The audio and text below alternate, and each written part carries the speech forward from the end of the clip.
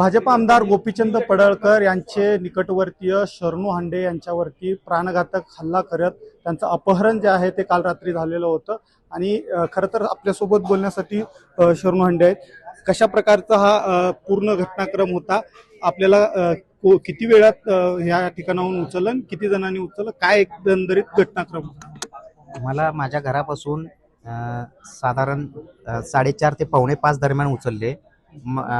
माझ्या पायाला कोयत्याने मारहाण करून माझं पाय अधू केले, अधू करून मला गाडीत घातले, घालून माझे पाय बांधले, लाथाबुक्क्याने मारत मला तिथून फिरवत निंबाळ गावाच्या स्टेशनच्या आसपास घेऊन गेले। तिथं काही ते टोटल ते व्यक्ती 7 होते।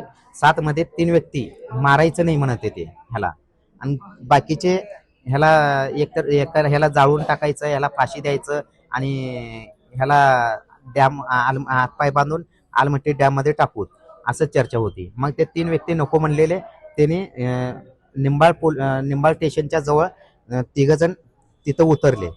तिथं उतरून निघाले। मग आम्हाला तिथून पुढे गेल्यानंतर सीएनजी घातले, सीएनजी पंपावर थांबू करून 2000चा सीएनजी घातले।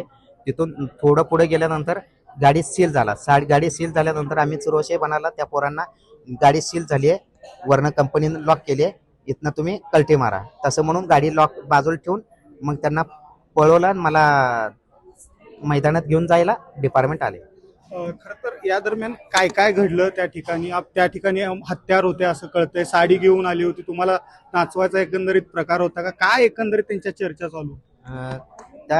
त्या ठिकाणी साडी होता आणि हॉकीच्या एक स्टीलचा हत्यार होता आणि तलवार होती आणि एक कोयता होता आणि काही गोष्टी आहेत।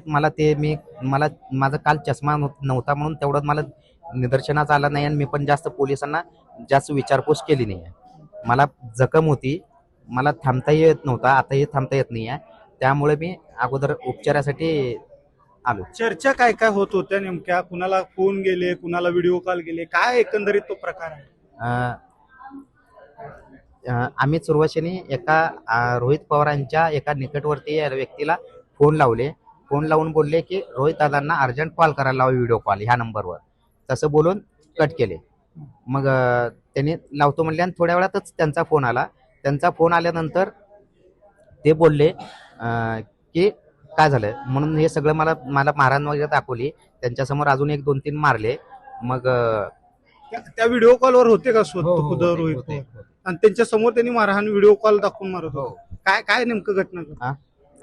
मला म्हणत होते की ते राष्ट्रवादीचे कार्यकर्ते कसे असते दाखवतो, असं तसं म्हणून ते शिवेगाळ करायचे। मग ते फडणवीस साहेबांना आणि गोपीचंद पडळकर साहेबांना देखील शिव्या देत होते।